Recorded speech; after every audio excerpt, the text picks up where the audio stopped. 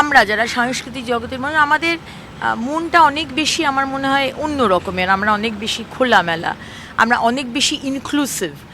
সেইখানে যদি কেউ দাঁড়িয়ে বলে যে রগরানির দিবস, আমি যেটা শুনছিলাম আমি জানতাম না, আমি কালকেই সেটা দেখছিলাম, আমার মনে হয় সেটা আনফর্চুনেট।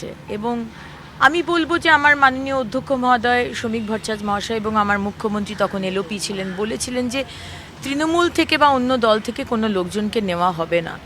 সুতরাং পাপিয়াদি, যিনি আমাদের নেত্রী, যিনি আমাদের সম্মানীয় বিধায়ক, তিনিও কালকে বলেছেন যে যাদের জন্য আমরা প্রায় 15 বছর কোনো কাজ পাইনি, যারা সেই সময়তে তৃণমূলকে সমর্থন করেছিলেন, তৃণমূলের দুর্নীতিগ্রস্ত মানুষদেরও সমর্থন করেছিলেন, অন্যায়গুলোকেও সমর্থন করেছিলেন, তারা এখন যদি আবার আমাদের সমর্থন করে আবার যদি কাজ পান, সেটা মনে হয় অন্যায়।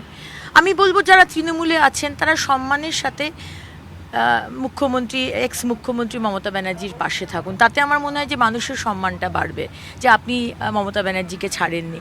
কিন্তু এই যে সরকার এলো তার সাথেই চলে আসা, এটা মনে হয় খুব সুবিধেবাদী মনে হয়।